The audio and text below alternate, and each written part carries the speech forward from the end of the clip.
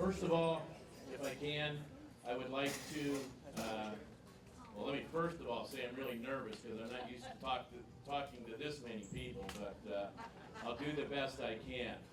But I would really like to welcome you for today, and thank all of you for coming.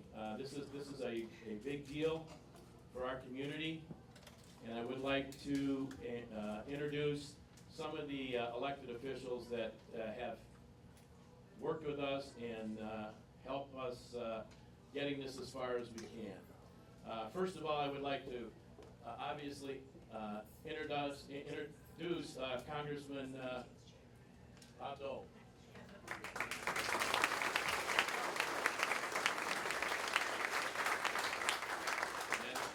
I'm not going to say a whole lot about the congressman right now because I'll be saying some things a little bit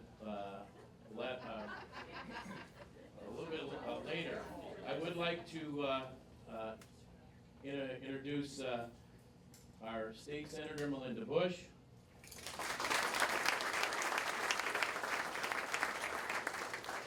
She is definitely a friend of the city of Zion. She's been good to us. She's introduced, and I'm getting all joked up here. I want to thank her for all that she's done for us through the state of Illinois, and she's been an absolute friend of ours and a supporter of the Zion community. Next, I want to introduce Representative Sherry Jessel. She's been helping us out, and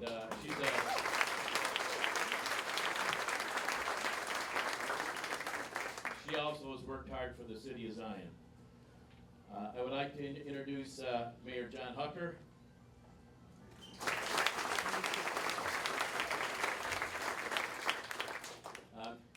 Mayor Hucker truly understands that what we're trying to do here is not just for the city of Zion, but it's also all the communities, including Winthrop Harbor and Beach Park. And as we're successful with this, it will also be successful all the other communities around us. Is Commissioner Lloyd Deteen here? Okay, he's not here. Commissioner Mike McDowell.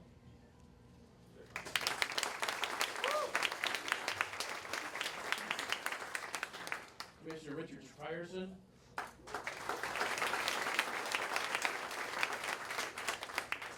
Zion 2 Township Supervisor Sherry Neal. And Benton Township Supervisor Jan Southern.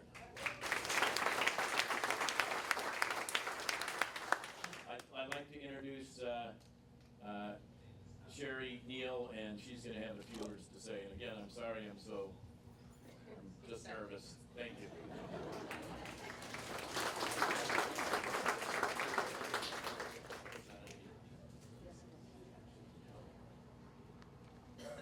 Good morning, everybody. Which microphone? This one? Yep. Okay. If you watch the news, our country's in a really bleak state. Our state leaders refuse to work together. And our city, we have over 80% of our kids in our school district living in poverty. We have more single-family Section 8 housing than Waukegan, and they have 3 times the people. We have one of the highest tax rates in the state, which means we can't bring business in. And we have radioactive nuclear waste being stored in our hometown. But take a closer look. In our city, we have state leaders willing to work together.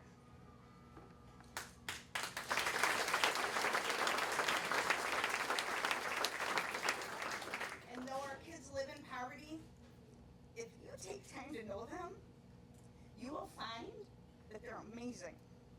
They're kind, they're responsible, they're respectful, they're safe, they persevere, and they try to practice integrity. I'm honored to have a group of those young people here today on the Zion Township Summer Work Program with their dedicated mentors, Darnell Rios and Rod Henry.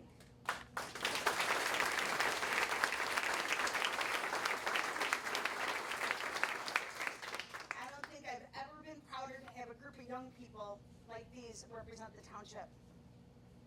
We have a mayor that works hard to do all he can to address the housing issue, including fulfilling his commitment to hold all landlords accountable to take care of their properties. We have dedicated leaders in every area of our community, from the schools to the library to the park district to the city and township, working together to figure out how to lower our taxes. And we have a congressman who's willing to champion the fact that if the federal government is not going to remove the nuclear waste from our community, the least that can be done is that we be compensated for storing it. I hear people say that they aren't hurting anything by being stored right next to our water supply. Maslow's hierarchy of needs makes safety the second most basic need of human beings, right after food, water, and breathing. No matter how safe anyone says they are, having them in our community creates an underlying feeling of being unsafe. The leaders in our community are determined to find solutions to all that ails us and turn our community around. Having Congressman Bob Dold on our team, taking the lead on demanding compensation for our community to help us address the other issues while we house the spent fuel rods, is deeply appreciated, Bob.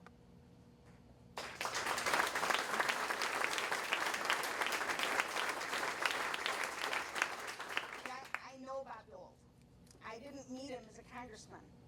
I met him working across from me at St. Mary of the Angels Church in downtown Chicago, packing Christmas gifts for families in our community. He was a congressman then, but he wasn't taking pictures and he wasn't putting it on social media that our congressman was doing this. He was Bob Dold doing what Bob Dold does. I want to thank you for being our congressman. Because this matters to us. It matters to all of us. And I'm grateful to have you as our congressman leading the charge to help our community. And I'm grateful to live in such an amazing community. We have so much heart, so much opportunity, and we have so much potential. And I'm excited for what will happen as this bill becomes law and as we continue to work together to solve the issues that afflict us all. Thank you.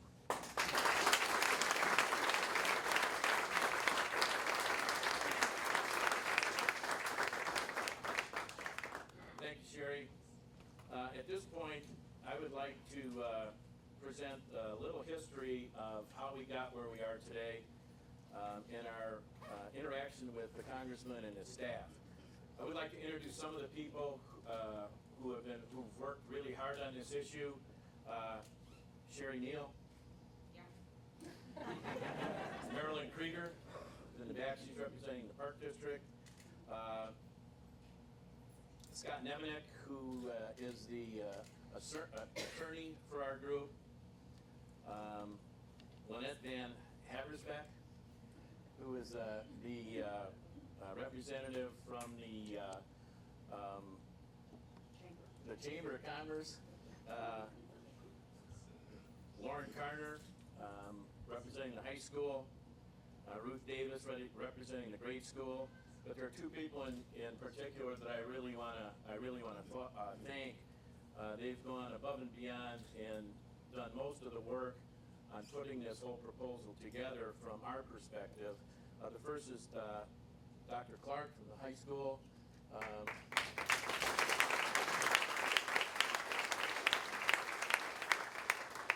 It required a great deal of work, and she came through and did a wonderful job of all of us putting this together. and the other is the finance director for the city, Dave Nabel.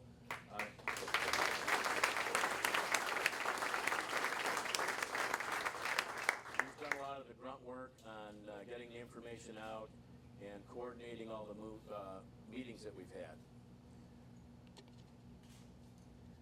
In the fall of 2015, there were a group of us that got together, and much of it was the responsibility of Commissioner Dold, that brought the representatives from all the taxing bodies in Zion to look at how we can improve our taxes in town and what we can do to lower the taxes. And part of that, the result came up with a proposal that we look at being reimbursed to have the spent fuel rods located in Zion, because it has had an impact on our ability to develop that property. We had a press conference on March 7th, 2016, asking for support and compensation for the spent fuel rods. And our position has been that the nuclear power plant opened in 1974, and there was a deal when all this was started, and the nuclear power plant was under construction in Zion. The people of this community agreed to give up the use of approximately 400 acres along Lake Michigan. They understood that there would be a permanent eyesore along Lake Michigan that would be there, and there was nothing we could do about it, but it was going to be there. It limited the recreational activities of the lakefront and of the beautiful lakefront that it is for local residents, and also for people that would be here to enjoy Lake Michigan associated with Illinois Beach State Park. And it inhibited the economic development that we could do on the riverfront. Now, we benefited for years having the nuclear power plant there. The benefits were that it created, at one point, I think it was close to 1,200 jobs for the local community, and those people spent money in our community. It also provided value for our tax base that produced $19 million for the Zion community. When you include the schools and the city and the park district, it was $19 million a year. And the other deal was that the 400 acres, when the nuclear power plant closed, would be that the area would be turned to the pristine condition that it was, and we would benefit from that. When Yucca Mountain was canceled as the home for any nuclear spent fuel rods, that wasn't part of the deal. The deal was not going to be that once the power plant closed that we would forever be a nuclear storage facility. Our first priority as a local community from all of our discussion has been to get that stuff out of here. We don't want it here.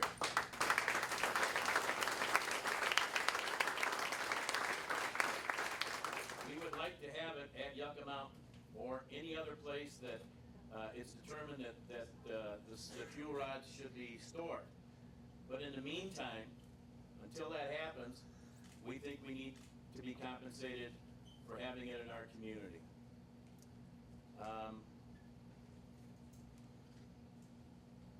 There's been a huge impact on our ability to redevelop the property. There is absolutely no way possible that we're going to talk anybody to developing the property once it's the building is done and gone and out of sight. There's nobody that's going to invest in that property as long as the spent fuel rods are there. This is Lake Michigan property. I don't think there's another nuclear power plant that has the potential for having the old property, once they're gone, to be developed and really provide an income for our community. And I want to emphasize that this is not just Zion.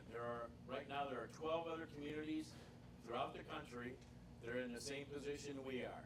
They have closed nuclear power plants, they are being decommissioned, and they are going to be hosts for spent fuel rods. And our request on March 7th was asking our federal government to help us receive compensation for the spent fuel rods and receive compensation for our community. We expressed ourselves, and I am very, very happy to be sure that you understand that Congressman Dold heard us. Ever since the March 7th date, he and his staff members, and I want to mention Philippe, is it Mellon? Mellin. Philippe Mellin and Matt Diller have done a great job for us, working with us, finding out what we want, what we would like to see, and proposing legislation that will soon go to Congress. They went to work for us. They listened to us. They put together a legislative strategy. They wrote legislation and secured co-sponsors. That being said, I invite Congressman Dold to come forward to both introduce and explain the Stranded Nuclear Waste Accountability Act, and I present Congressman Dold.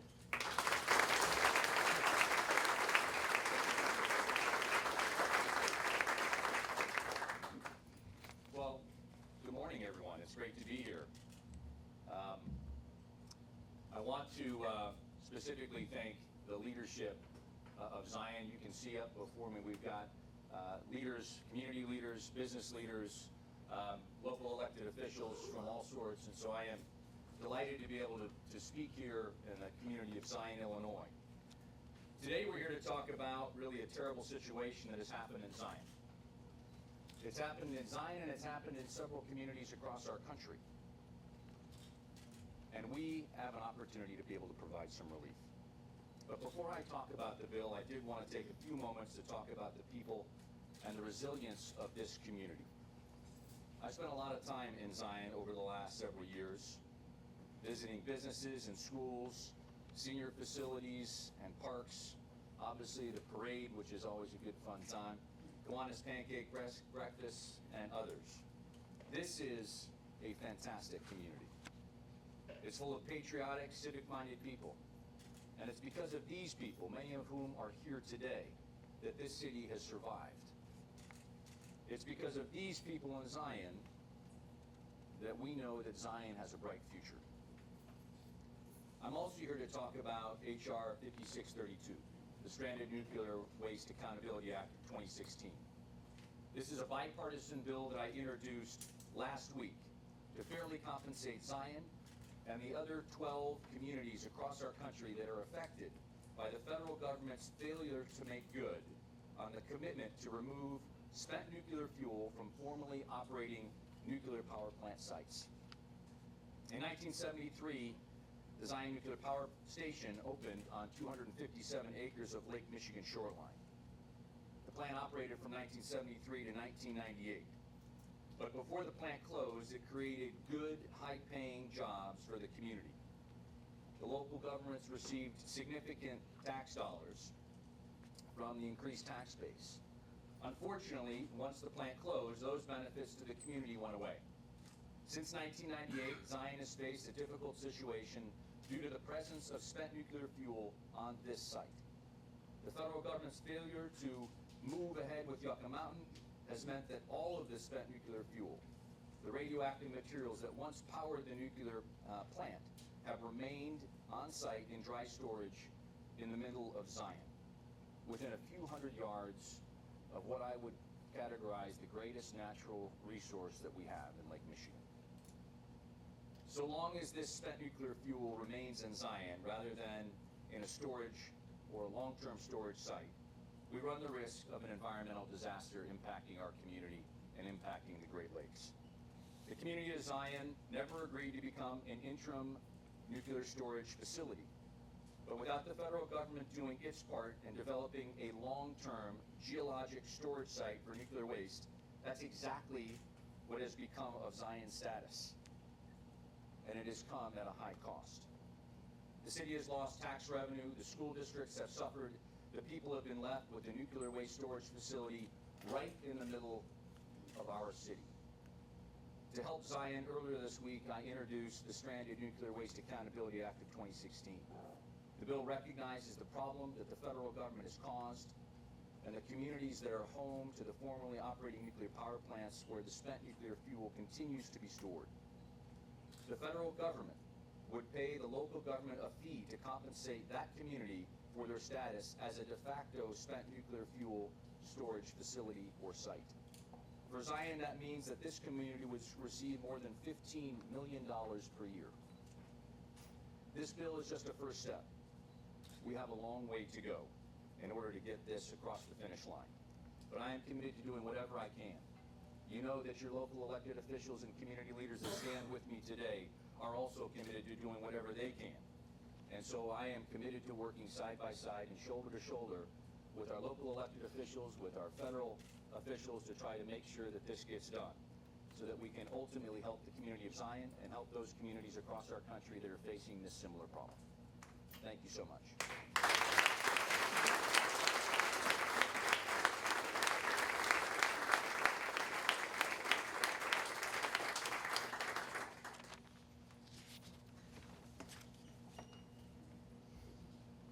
Again, I want to thank Congressman Dold and all the people who have worked to get this legislation introduced.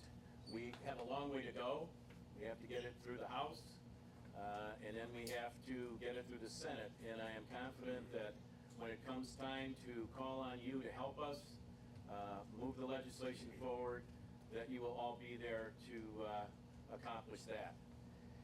And finally, I just want to say that forcing Zion to store nuclear waste, even after the power plant closed, has hurt our economy and shifted an unbearable tax burden upon the people of Zion.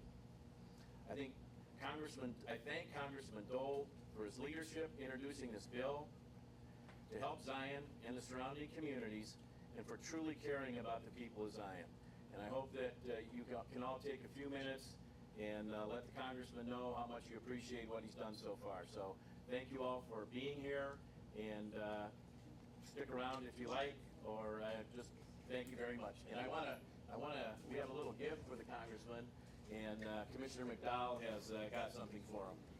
I'm in my work shirt because we have a project in Zion. Some of our local churches have gotten together. We have about 80 young people doing a many hands project, and I thought it was so fitting that we give this t-shirt to Bob Dold because he is certainly one of our partners.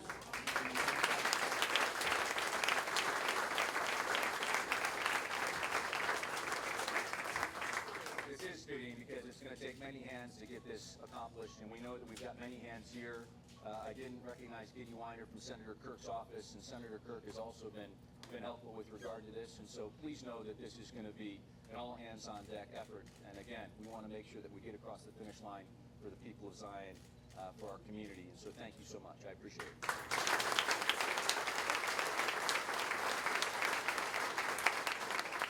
One last thing, we have a few minutes to show you the testimony that the congressman gave in committee about this bill, and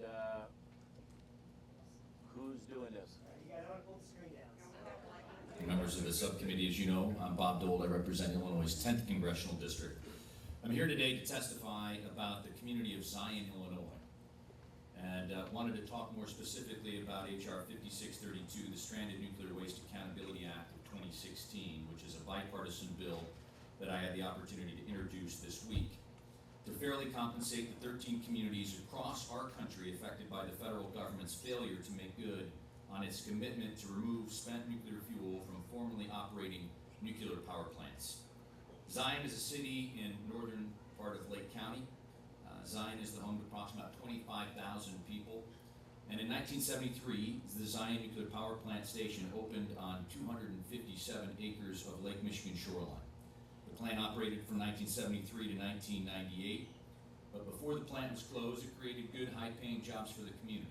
And the local governments received a significant amount of tax dollars from the increased tax base.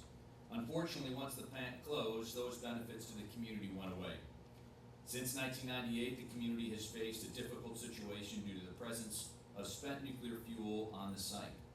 As this committee is well aware, the federal government's failure to move ahead with Yucca Mountain has meant that all of the nuclear spent fuel, the radioactive materials that once powered the nuclear plant, has remained on site in dry storage in the middle of Zion, just a few hundred yards away from one of the greatest natural resources we have in our nation in the Great Lakes.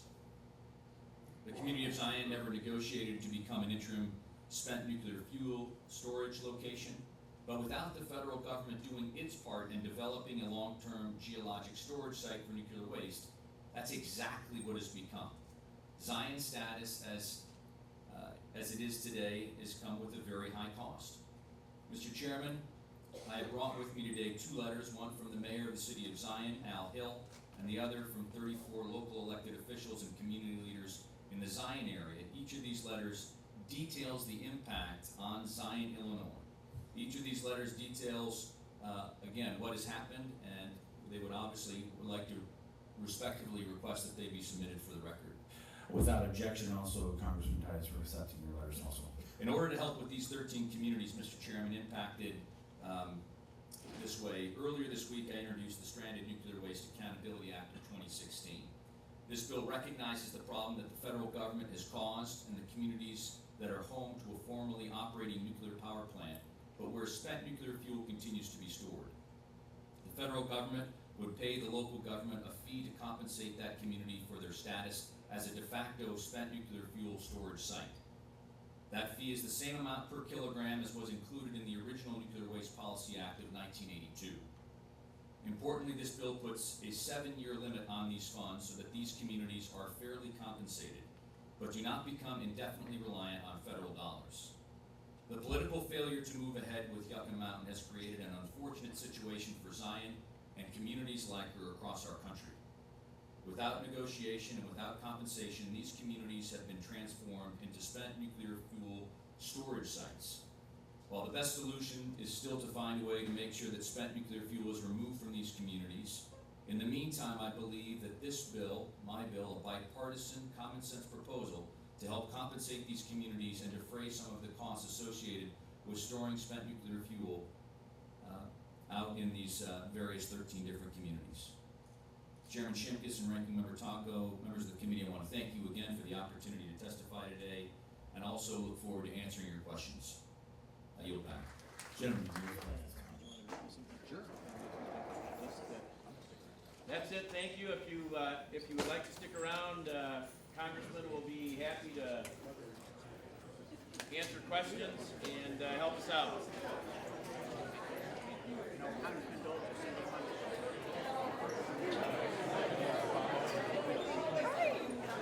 Roger.